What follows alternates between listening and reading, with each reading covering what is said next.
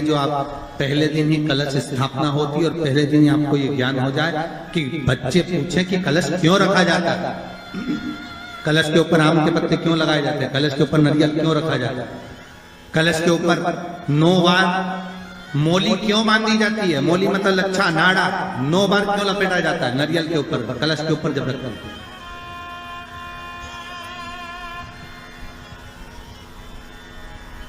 कलश के ऊपर जब जब श्रीफल रखाता है, नारियल रखाता है, तो उस पर 5 बार 7 बार मोली नहीं लपेटी जाएगी, तो 9 ही बार लपेटी जाएगी। 5 या 7 बार लपेटते हैं तो कहते हैं कि लक्ष्मी की छिन्नता होती है, और वो 9 बार लपेटी जाती है तो भरपूर लक्ष्मी का भंडार भरती है। क्यों क्यों कहते हैं? भगवान कुंभ का निर्माण कर रहे हैं, भगवान कलश का निर्माण कर रहे हैं, और भगवान स्वयं ब्रह्मदेव कर रहे हैं कि आप ऐसा निर्माण कर दो जिसमें 33 कोटि देवता स्वतः विराजमान हो जाए। तो भगवान ने उस कलश का निर्माण कर दिया। अब कलश का निर्माण करा तो स्वयं भगवान ब्रह्मदेव बोले, प्रभु इस कलश के अंदर मेरा स्थान कहां है, मेरा स्थान कहां है?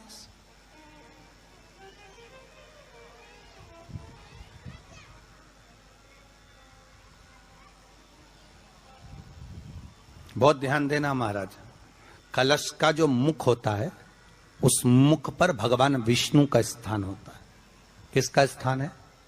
भगवान विष्णु का। थोड़ा सा नीचे आओगे, जहां से कलश का मुख दबा हुआ होता है, वह जगह भगवान स्वयं शिव की होती है। किसकी जगह है? भगवान शंकर की। कलश का अग्रभाग, नीचे का भाग जहां से फैला हुआ होता है, वहां ब्रह्मा का आधिपत्य स्थापित होता है। फिर कलश का जो नीचे का भाग होता है वो भगवान शिव और शक्ति का स्थान होता है। कलश के बाहरी भाग में, जहां पर बाहर का हिस्सा होता है, उस कलश के बाहरी भाग में 33 कोटि देवताओं को भगवान शंकर ने लाकर विराजमान किया होता है। महाराज भगवान शंकर 33 कोटि देवताओं को निमंत्रण देकर उस कलश में विराजमान कर दिया। कितना सुंदर लिखा है देवी भागवत के अंदर कि जहां कलश की स्थापना होती है उस जगह पर किसी देवताओं को बुलाने की जरूरत नहीं होती। 33 कोटि देवता उस जगह पर स्वतः विराजमान हो जाते हैं। स्वयं 33 कोटि देवता स्वयं वहां विराजमान। नवरात्रे एकम से प्रारंभ नहीं होते, अमावस्या की रात्रि से प्रारंभ हो जाते हैं, इसलिए उसको कहते हैं नवरात्रे। क्योंकि नवमी के दिन माता जी का विसर्जन हो जाता है, जवारों का विसर्जन हो जाता है, व्रत करने वाले कन्या पूजन भोजन भंडारा कराकर विराम दे देते हैं। तो नवमी की रात्रि उसमें नहीं जुड़ा पाती, उसमें रात्रि अगर जुड़ती है तो ये अमावस्या की रात्रि से जुड़ना प्रारंभ होता है, तब जाकर वो नवरात्रि पूर्ण हो पाती है। पितृलोक में पितृ जैसे निवास होकर भी इंतजार करते हैं। 4 नवरात्रे हैं तो 4 ही श्राद्ध हैं। आज मौनी अमावस्या है, श्राद्ध का विराम हो जाता है और कथा अर्थात नवरात्रे प्रारंभ हो जाते हैं दूसरे दिन। तो यहाँ शास्त्र कह रहा है जैसे हमें प्रतीक्षा रहती है कोई अच्छे कार्य की, कि घर में कोई शुभ कार्य हो, घर में कोई अच्छा आयोजन हो तो अपने को आनंद होगा, प्रसन्नता होगी। उसी तरह हमारे जो पूर्वज चले गए, जो पूर्वज चाहे वो अधोगति में गए हों, चाहे वो देवगति में गए हों, चाहे वो पितृलोक में निवास कर रहे हों, तो जितने भी पितृलोक में निवास करने वाले पूर्वज होते हैं वो भी ये विचार करते हैं कि हमारे घर के वंश द्वारा, हमारे वंशजों द्वारा कोई ऐसा सत्कर्म हो जिससे हमारे जीवन की वितृप्ति हो और हमें आनंद की अनुभूति हो। और ध्यान दीजिएगा महाराज, आपको चैत्री नवरात्रि का स्मरण होगा, आपको शरदी नवरात्रि का स्मरण होगा, पर जो आषाढ़ में और माघ में जो नवरात्रे पढ़ते हैं इसका एक आनंद ही दूसरा रहता है। बस इतना जरूर होता है कि दुनिया के लोग वो जो 2 नवरात्रे होते हैं उसमें कलश की स्थापना भी करते हैं, देवी का पूजन भी करते हैं, अर्चना भी करते हैं, मंदिरों में भीड़ भी रहती है और खूब प्रेम से माता का जगराता वगैरह सब होता है। पर ये जो नवरात्रे हैं 2 गुप्त नवरात्रे, इनका लोगों को स्मरण नहीं था। वो तो धीरे धीरे ये टीवी चैनल के माध्यम से कथाकारों ने, वक्ताओं ने स्मरण कराना जब चालू करा, धीरे धीरे बताना, मार्गदर्शन करना जब चालू करा, तब लोगों को ज्ञात होता गया कि कोई गुप्त नवरात्रा भी होता है, उसमें भी देवी की आराधना होती है। ये चारों नवरात्रे अलग अलग अवस्था के हैं, अलग अलग सुख के हैं और अलग अलग आनंद के। आपके घर में पितृदोष है, आपको ऐसा महसूस होता है, तो किसी भी नवरात्रि के पहले जो अमावस्या पड़ती है, जिस दिन अमावस्या रहे उस दिन चावल की कटोरी में एक कपूर का टुकड़ा रख दीजिए, छोटा सा, और कपूर का टुकड़ा रखकर उस कपूर को दरवाजे के बाहर कटोरी में ही, चावल रखी हुई कटोरी में ही उसको पितरों का स्मरण कर कर जला दीजिए।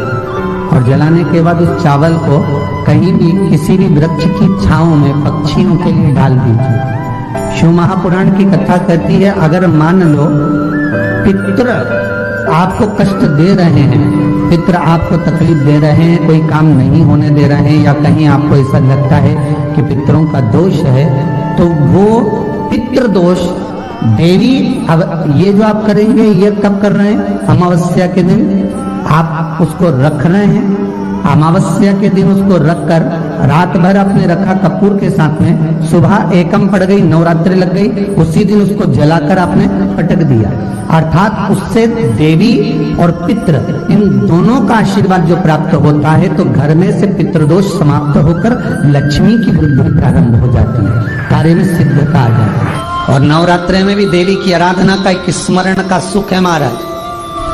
ज्योत का विधान है, नवरात्रि में देवी की ज्योत लगती है, अखंड ज्योति लगती है, जवारे बुआए जाते हैं, कलश लगता है। ज्योत का भी विधान है, जिसके यहाँ दिया अखंड जलाया जाता है, अगर वो दिए की लो, दिए की बाती अगर दक्षिण दिशा की होती है, तो उसके घर में साल भर में एक घात जरूर होती है। जो दिया अखंड जलता है उसकी बाती का मुख दक्षिण का नहीं होना चाहिए।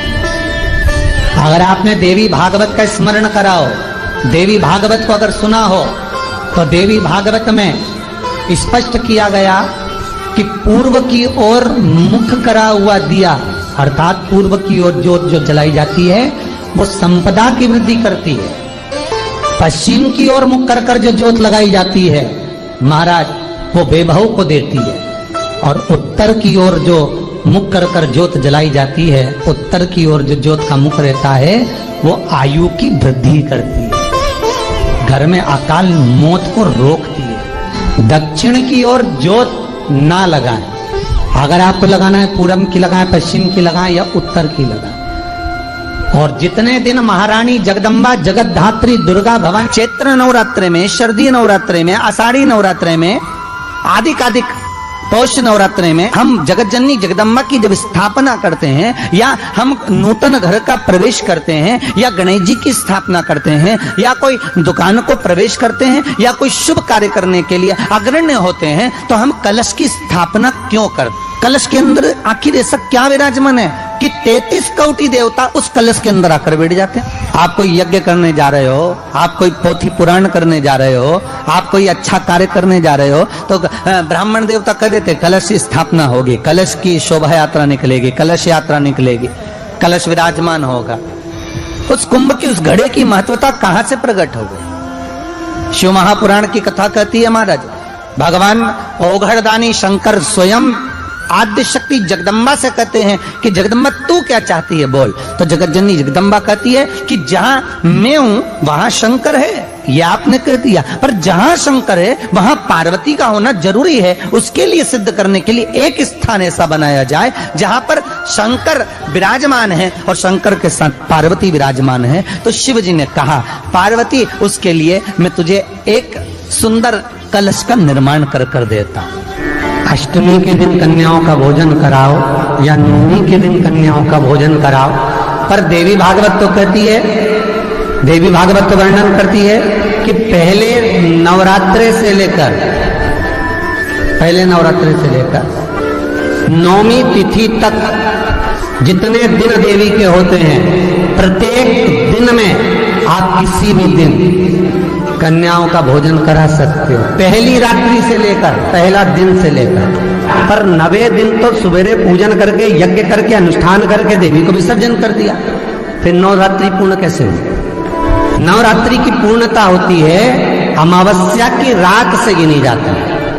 कौन से दिन से गिनते हैं? अमावस्या की रात्रि, फिर एकम की रात्रि, फिर दूज की रात्रि, ऐसे गिनते गिनते अष्टमी की रात्रि तक और नौमी के दिन सुबह तक या दोपहर तक या शाम तक, जब तक आप यज्ञ ना करें तब तक ये 9 रात्रियां पूर्ण गिनी जाती है महाराज देवी भागवत के हिसाब से पूर्णता। अब हमने कन्या भोजन का जो क्रम बनाया, अष्टमी के दिन करा देंगे, नौमी के दिन करा देंगे, इस तिथि को करा देंगे, पर भाव देखिए, शास्त्र कहता है भूखे को भोजन जब कराइए जब उसको भूख लगी हो, और ऐसों को कराइए जिसको जरूरत पड़ रही है।